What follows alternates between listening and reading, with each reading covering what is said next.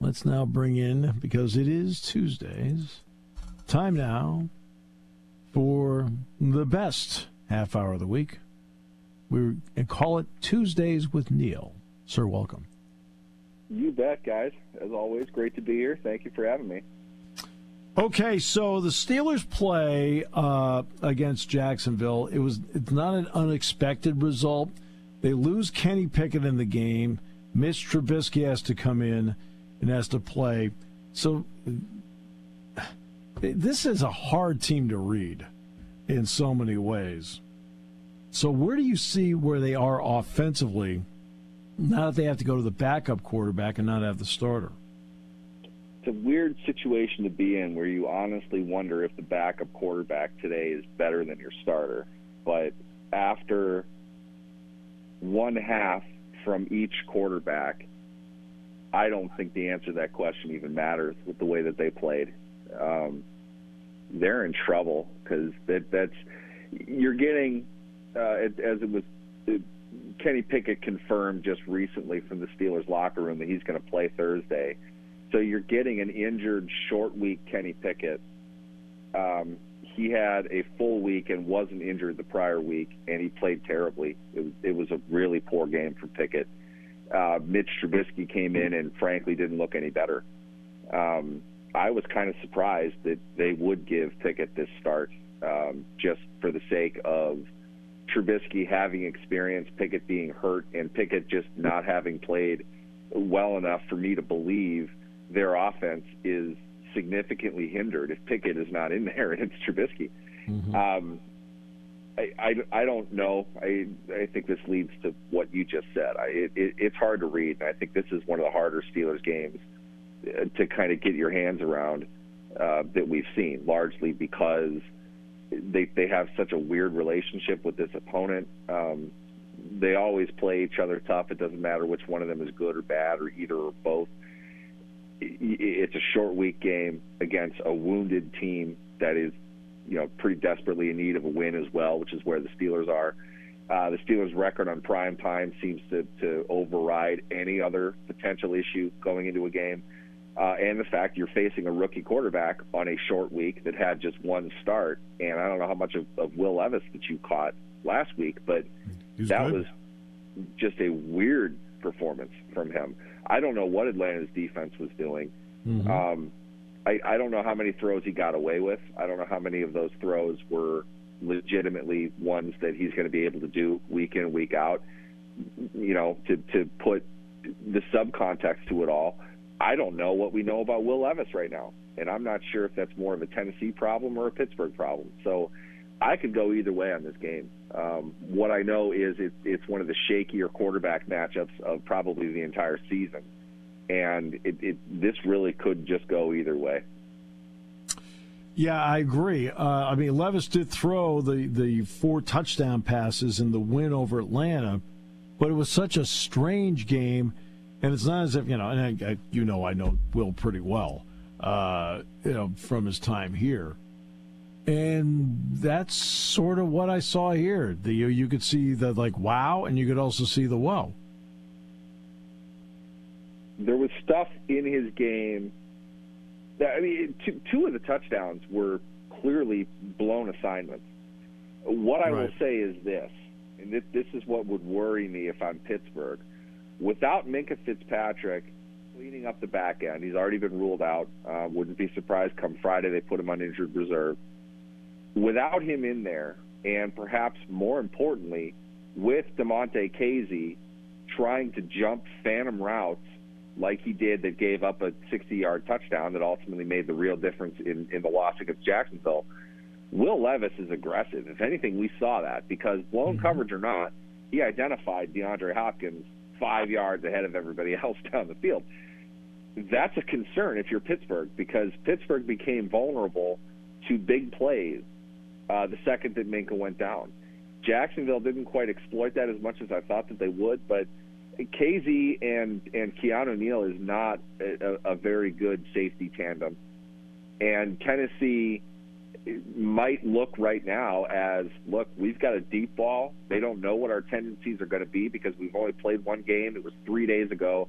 They haven't had a whole lot of time to really decipher everything that we're doing. We can take some shots in this game. We can get the ball down the field in this game. That worries me. On top of that, you're going to have Joey Porter Jr. with a full complement of snaps. Not that that's, by any means worse than Levi Wallace having a full complement of snaps, but you can test the rookie. You've seen enough on him. I think Tennessee can be aggressive, and that can be, a great thing or a nightmare for any team doing that. But as a defense, if they're going to challenge you on big plays, you better be up for it because they can beat you in a hurry, and you can end the game in a hurry, and you'd really like to do that with an injured quarterback leading an offense that just simply can't do anything and hasn't in really to any point this season.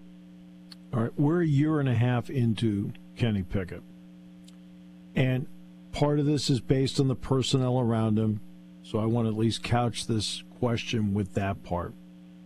Where is he better than when he started with the Steelers, and where has he not been able to fulfill some of the promise? I'm going to start with the second one first. My big thing with Pickett, I really liked his deep ball. I felt he had great touch, good anticipation. He's not going to throw the ball through a brick wall or anything, but he can get the ball downfield to a place a receiver can make a play on it. I've seen overconfidence, and I've seen probably worse mechanics than what it seemed like he had previously. I'm not sure why that is, but his deep ball accuracy is not where I thought it would be come this point. Now, to throw my own couch into it, I don't know how much of that they're doing. I don't know how much of that they're able to do, and it's fair to bring that into question. But he's missed pretty badly on more than a couple deep throws this season and last season. Beyond that, his accuracy is nowhere near what you hoped that it was. And oddly enough, I feel like he's gotten worse in that regard from where he was as a rookie. Right. Plain and simple, for me, if you knew this is what he was going to look like after 17 games or after week 7 of his second year, if you knew that this was what he was going to look like, you would absolutely not have drafted him in the first round. Right. And that's the problem. And I don't know how you get around that at this point. He's gotten enough time, not to flesh out fully where he's going to be, but that ceiling is shrinking every day. At what point is he going to reach it simply because he's not improving anymore? I have largely lost faith in his ability to do that. And that doesn't mean that he's incapable of doing a few good things. He's led some nice fourth-quarter drives. I'm just having a tough time figuring out why it is that he can only play well on 2, maybe 3 drives a game. And it is that bad. That's not a dramatic statement. He was flat awful against Jacksonville. We talked about this after the San Francisco game. He missed badly on a couple throws. Jacksonville might have been worse. Deontay Johnson had absolutely no reason to have not scored a touchdown on that pass, and Pickett missed him because, one, he didn't see the primary route. I don't know how that's possible for an NFL quarterback. He didn't know that was there. And then he threw it late, way behind the wide-open receiver who clearly was frustrated with the fact that did not result in a touchdown because it should have. And it seems like he puts a play like that on tape at least once a game, and he's done it in the end zone a couple times a game. So we talk about a team that doesn't score points, and we're blaming the offensive coordinators. All right, well, here's 21 points they should have had over 7 games. Not everything, but this is not the coordinator. That play was perfect. Johnson ran a great route. It happened the exact way they drew it up, and Pickett didn't see it and then missed the throw. It's just simply inexcusable. And I don't know how much longer it lasts. I'm sure they'll continue giving him the ball, but he's got to get a lot better. Plain and simple, he's got to get a lot better if he wants to have a career in the NFL for an extended period of time. This is a period of time where Kirk Cousins is now out for the year. Justin Fields has been out. Pickett got hurt. Kyler Murray's been out. you start going through the long list here of guys, and you're starting to see, for example, Dobbs went to the Vikings. They made that deal. But does the league have a quarterback problem? Because they got a lot of guys that aren't playing right now. Watson's been out. I think overall, my thought would be that this is that's a real complicated question, and it's one that you can see, but to define it, I think it takes quite a bit. My guess would be teams are really playing back. You know, there was a point they showed this from the end zone cam, and the situation clearly depicted their desire to do it. But Jacksonville had 8 players 20 yards down the field. And you look at it like that, it's just kind of odd to see the game played that way. And obviously that's an exaggerated example, but they're playing cover 2, cover 3 deeper than what they have in the past. They're really trying to limit big plays. They're cutting off the seam.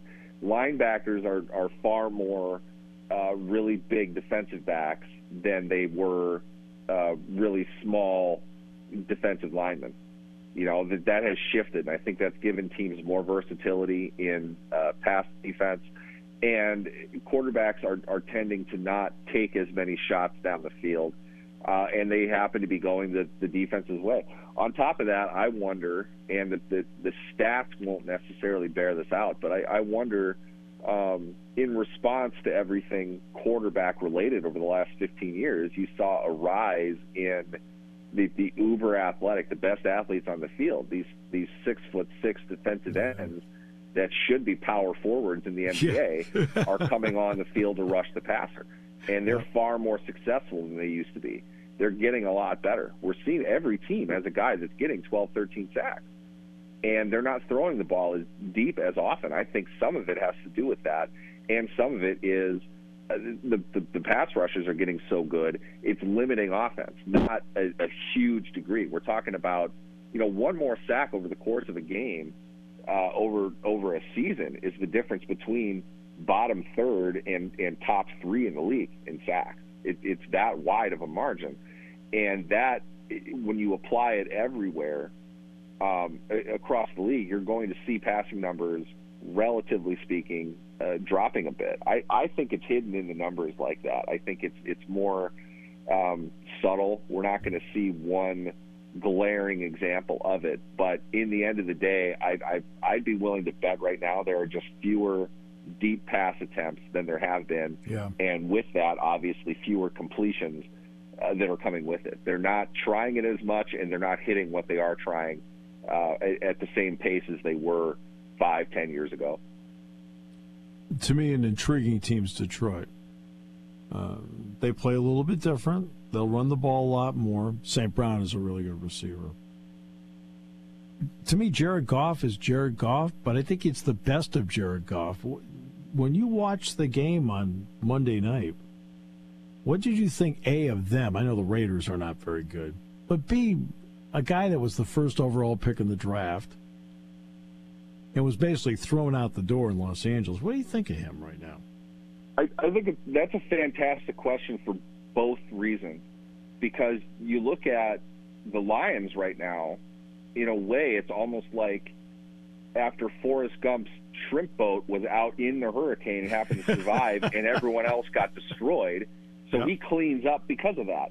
The Lions are built to play this style of football. They're completely comfortable not throwing it deep down the field. And defenses, we saw this with the Raiders last night, they're still playing back. They want to take away, which they did. But it's like, okay, fine. We're going to run the ball a lot. In case you haven't noticed, we're good at that. If you don't want to defend us in that regard, okay, we'll roll over you all game the way they did. That might have been the least entertaining game all year, unless you enjoy laughing at the Raiders. The Lions are built to play the style that everyone else is being forced to play, I think. And it's not perfect. You mistakes early, it can be a lot tougher for that team, especially with Jared Goff as a quarterback. But at the same time, Goff is almost like what the Raiders were praying Garoppolo could have been, in the sense that we want you here's the sheet. Play these notes, okay? We're going to produce the track. This is all we want you to do.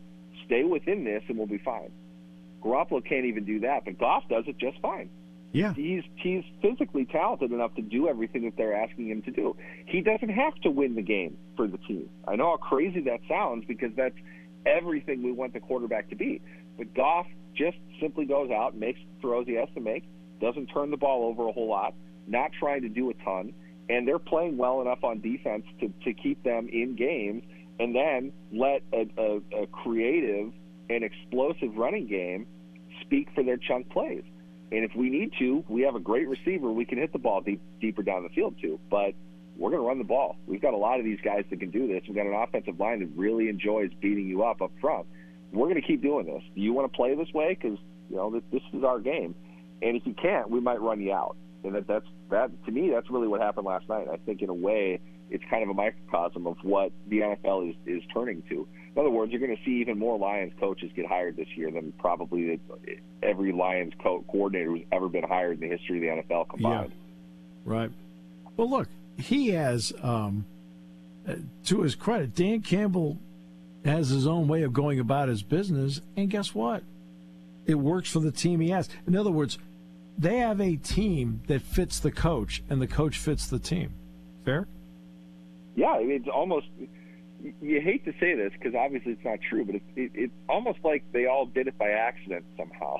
Yes. Yeah, absolutely. Perfectly for what they need to do. And you're exactly right. They'll continue to do well under the way that Dan Campbell is having them play, and they don't have any problem doing that. What happens now with Minnesota? Because I felt Kirk Cousins was really settling into being the best version of himself, and now this happens. We saw not long before we got on this call, the Vikings traded for former Steelers legend Josh Dobbs. Yeah. I think that's a Band-Aid more than anything. It really is kind of a throwaway trade. The Cardinals know Kyler Murray's coming back, so with that, they don't need Josh Dobbs, and it gives Josh Dobbs a chance to go play somewhere, which I think he deserves in this kind of a situation. I felt, and not a whole lot of people would agree with this, I don't think, but I felt Kirk Cousins was playing at a really high level this year. I agree. The best football he has played in his career. He really was getting what McConnell was telling him to do, and it really seemed like they were starting to build with each other. I wasn't sure prior to injury. I wasn't sure if this was going to be his last year in Minnesota. All signs pointed to it, but I think they were going to make a little bit of a run. He was playing really, really well. A real tough injury, obviously. It craters their chances. I don't think they're there as a team, but there's a lot to like with Minnesota. The amount of blitzing that they're doing, the fact that their defense is coming together with that, they're kind of a sneaky, tough team to play. They've laid some eggs up to this point, but I think that could have been a real tough team heading down the stretch. With Cousins out, you get Dobbs in there because Dobbs has experience as a starter. You don't want to show that you're giving up, and you're really not. I think they're swapping a 6 and a 7, which is nothing. To get an experienced starter for your team is probably not going to have a clue what he's doing for a couple weeks. But Dobbs has that resume too. He started for teams unexpectedly mid-season before, and you wish him well. I mean, Josh, he's a good guy. He's a good player. For the path that he has taken to still be in the NFL, to still be desired enough to need possibly to start for you next week. It says a lot about the improvement in his game that he's made. And I thought he played pretty well a couple times this season. I don't think it's going to be enough to bring the Vikings to the playoffs, but weirder things have happened. I'd pull for him for sure. I think it's a great story.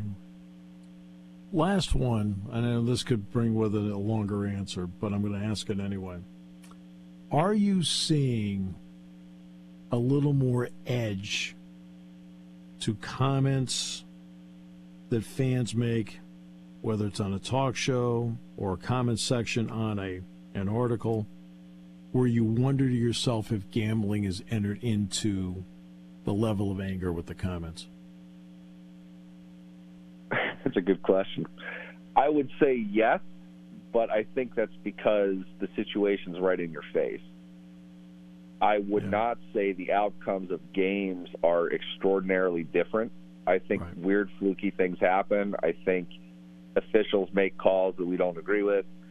None of it to me, or put it this way, if there is some type of gambling conspiracy, it has been going on for 60 years, because this is usually kind of what it looks like. People that are engaging along those lines, one, I think are really late to the party. This has been talked about for decades, and probably happened far more often prior to nowadays. It's convenient. The NFL, when gambling was legalized, they went to make money on it. I don't see why that's so confusing for people, or they think that it's hypocritical. I don't think the product is being affected specifically by it, because it hasn't been legal in 49 states, but people could have done this in Nevada for a very long time. So if it wasn't happening, why is it all of a sudden happening now? It doesn't make any sense. If it is happening, it was probably happening for a long time before, and it's something that we've never, specifically found out about. I don't think anything revolutionary has happened, but I will say this: with 20 years of experience dealing with the digital space, upset fans will complain about absolutely everything after losses. So it's none of it is particularly surprising. You get used to all of it. I've heard presidential rulings get blamed for a team's loss before. Fans just get upset. They're passionate. They're involved, and sometimes might not be thinking, in the most rational or sober state of mind when they haul off and freak out about things of that sort. Sir, always a pleasure. Absolutely. Thanks for having me, guys.